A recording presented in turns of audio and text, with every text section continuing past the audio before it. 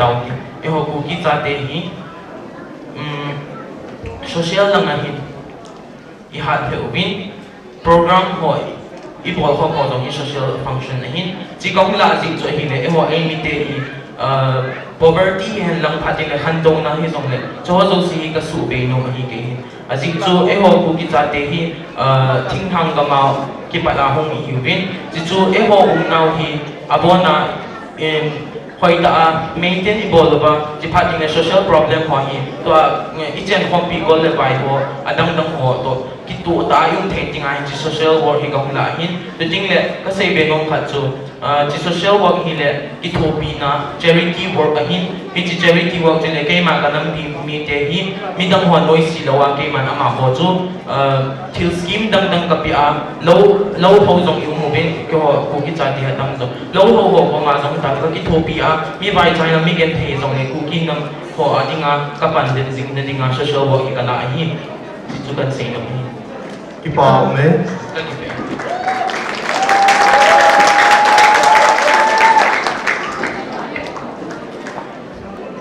un nga zoi si ab ko ha ho ki kan do we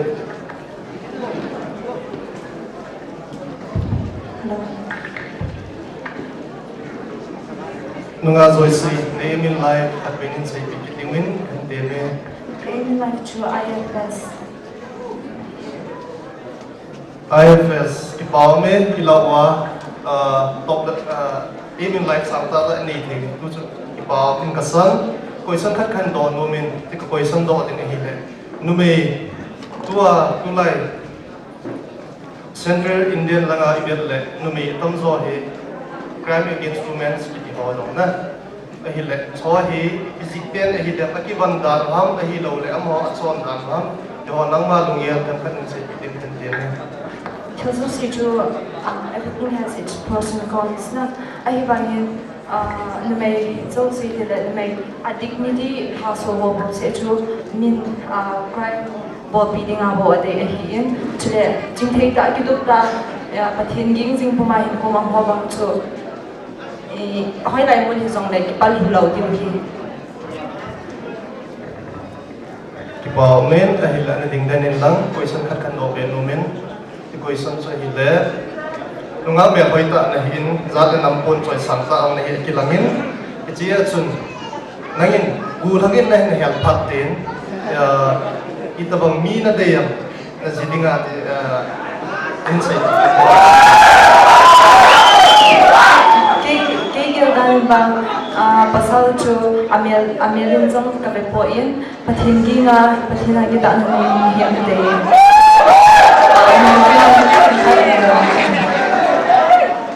What is more important to you, beauty or brain? Brain cái dan bang brain apai mo soy Say it him. asi chu mi him ngia beza hi humang koi ma ong lawa hi sin brain idile ki bozo si chu idung thima ko na ki bol hi sin beauty chu hi mel hoi na mai bo se hi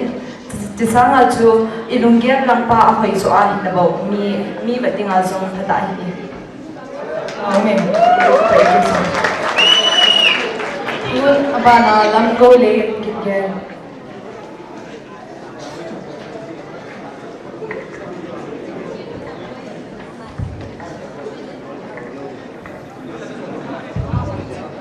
lam go len kin gen nang na doi na tuk pi pen i ham ke ma ka dei ka tu pi pen chule civil service ka ke ma tu le doi ki pa min a hi le civil service na tuk na ahin tua na pre course of studies ahin aban sim zong ding master ko ding hi lo le degree zo paten coaching la de kham la hi lo le master be ka zo a civil service a ka ki go ki good da na ki good ding da tham paten se ki do ha ke ma ki kiel ta chon ke che degree ka chon ding le ke che master degree sim sa ni yang coaching la ban ke zao hen la degree zo ding ke track da ban ke ma kiel ta he ki pa men a ding da in lang tu ni tabang ho silong a hin mundang dang in lang organization ke so a hin cookie in hin KWS in inevin ichaw hin anggel dana apat chu na kamkatin se ito na KWS KSO le Gogi organization dang ece ko pi silong sunga omi apa chom na choi hele religion holam yan lang ti chu en lang ko chom choma ko hong ki kom even ho bung chom chom chom hi mai theu hin ece chon KWS ti ho om hi nam khan hin na za chon ho bung khan ki kom kom thevin Gogi a om so se chu KWS ki kom kom win ti chu a chom choma ema ho bung cha ki kom ti kin deu hen cái com lệ từ giờ bắt hiện bao nhiêu năm rồi hiểu mấy điều hình hiện tại chỗ áp dụng là khá hiện chỗ này cái SO thì cookie student organization thì anh hiện là cookie số trade rồi thì cookie student này thì vậy com hiện trade đang trong tiêu chuẩn organization này đang dần idin nào ở PPN cũng biểu cho cái SO hiện cái chuyện thật ra trade của cái com anh hiện tiếng lệ năm biểu cookie nation là tiếng này thì bắt trong lobby tạo ra một số cái chỗ này tiêu chuẩn năm biểu tiếng nào phát triển hơi ta lệ mà trong thì apa chom na ki ma yala yalda na can say it. Okay, thank you.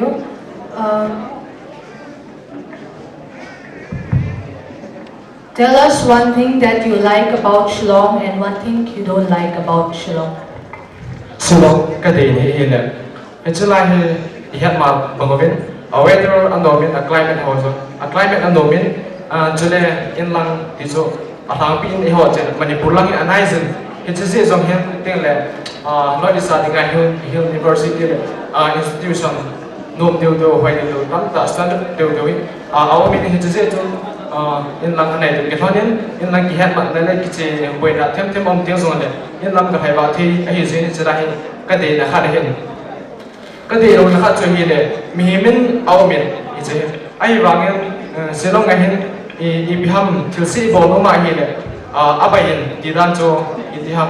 Jude salam hiện đang dùng đấy, iloi hot tiếng đấy, cái chế lăng bò tiếng trên iloi atamin ahi bangen, ibiham patien holam hiện, iloi OBS hiện, ibiham kana loi bò thêm lo vậy hiện đấy, xin na azing cái gì hiện, cái gì hiện sử cái gì bồi. me tuin nunga Marilyn trên đây hơi lung tin.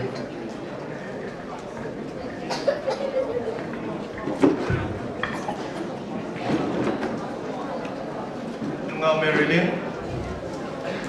nangin pipite ko ma tu isaile pipite tuni precious kilhen na hin ilheng de de lungyam kan in sepio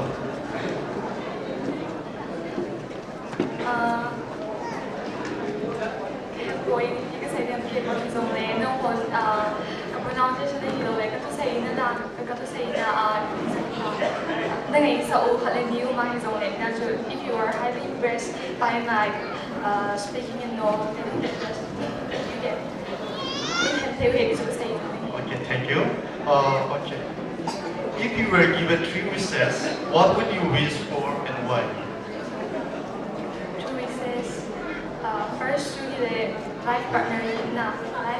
to a life partner.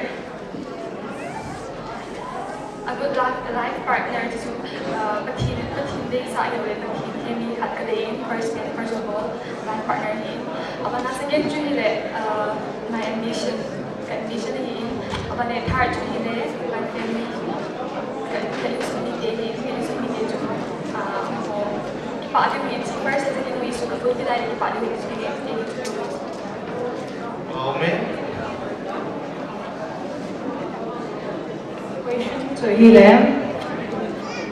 What can be the greatest contribution to the community? Participating in every field, like we have organization ho ke so the bangana ni abang chuni se ni have khalani jo ki pi wa ki zong le mi than knowing like to now to understand that it lo dam dao mi na so ni ma na sa ya le akite to bin na akite to bin khalani aso ve ilo le to na kon da ko lo amare ma ki do compare so dam dao mi to mi na sai si to mo to le ko je chun ai ma ki lo is price ai le to pa ka sa Amen.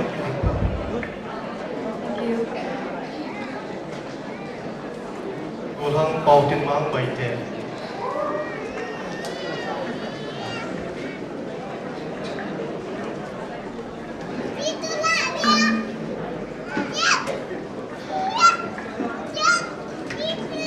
Tulay kamtha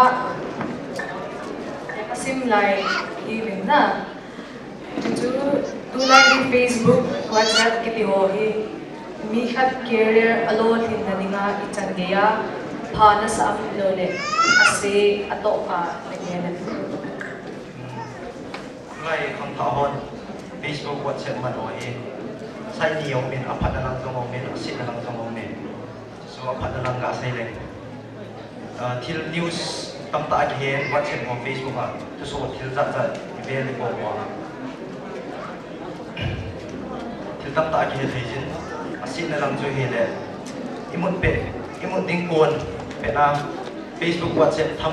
thăm lâu để kiếm một thấy đâu chính các em cái thôi này Facebook WhatsApp cái thăm lâu đấy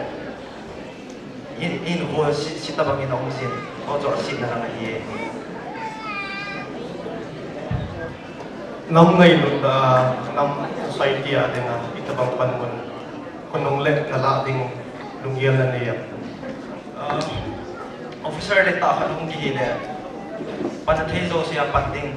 kita ta le nam pi ngai lu na za la panding pathin king ta na to de ti zo konong ge le ye Paumin abanin sunga ngai kin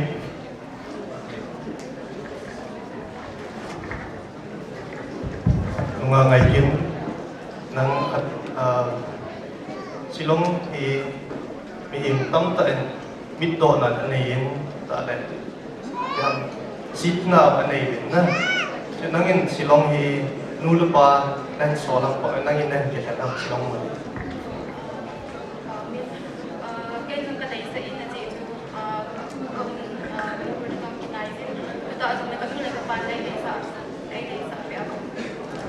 bảo mẹ anh định đến nên lăng ai lệ nahin khoa nang man lol hin na hi itin naki bole lol hin nang lol hin the ham pol som le di in a past in ham am kan nahin life a success ta dinga ni prepare da am kan in sei bo life a success ta dinga ni ama sa pen ni ko point aban le hard working God help those who help themselves. God help them, but he na trong tao tiếng bạn ấy là anh học được voting, ấy là anh học được voting nên là thì chúng tôi phải thấy voting và là luôn lên đến chỗ chúng thấy. Wow, me. Question had him doing katin. What does love mean to you? Love means everything to me. Wow, me.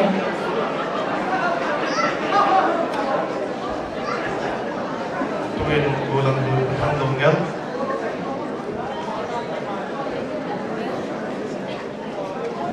Tulay kamto kito kinempiyong ta chapa hi na zat dam lumay to kingaya ki chen hi ipitinagialam. Cái mà kia là nên trong cái phát triển giao thông cái xe đâm bên đây là cái mà xe công nghệ chưa máy thì có cái rất là có cái hiện qua cái này cái xe này nhiều xe rất thông cho mấy cái căn phòng khá là nhiều cái thông cho khá là nhiều rất là nhiều cái chuyện cái xe cái mà kia là nên phải iba omen ay le nang the course of studies history honors again na ibola hi history hi nan la long ham ta le na lung tu di ham din sa ito history cái này về gì chơi là còn bé bên lại thì sẽ biết là sao cũng đúng này chỉ để xem đồng cái nào cái history rất là các cái thứ của cái mà cái là history thì học ay le iho pawin tu si kat omen nupa kitu te gom no alo ibo nang ma yam dan nen sa ibo nupa kitu te gom no alo cái mà cái đại chế phát triển đi đại ví dụ lúc ba cái tụ đại còn có này thôi xin cái là cái cái đồ là cái thu là bỏ rồi cái lối này bỏ cái mà rồi cái bắt ta bỏ rồi cái là lúc ba cái công khẩn cho nên cái lúc tụ ta nó bắt đầu bỏ ra cho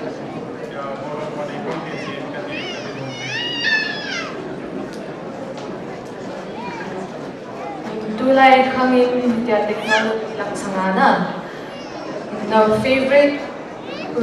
website ibiham. Tingle why do you enjoy it?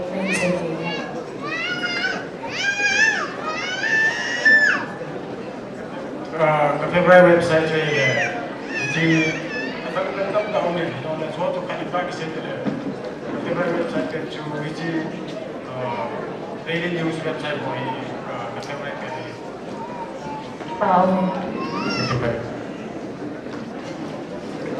Tuin avialin round chi bewatin golden Kevin and Owen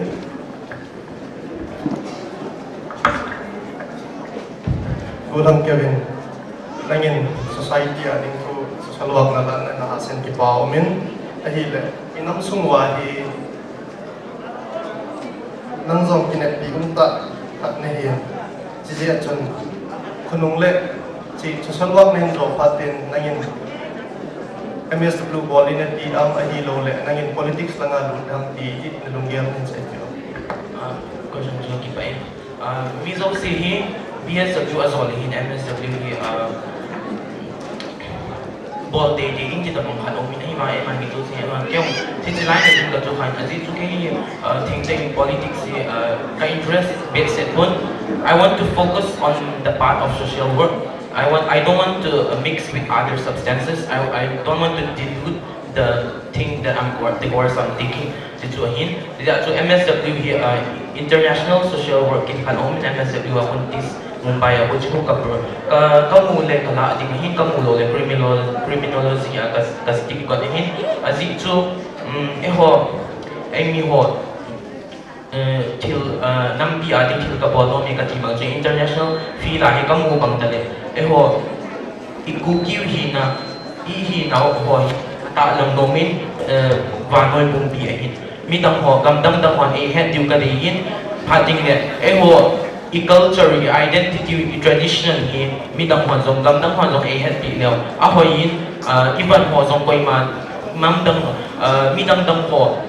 like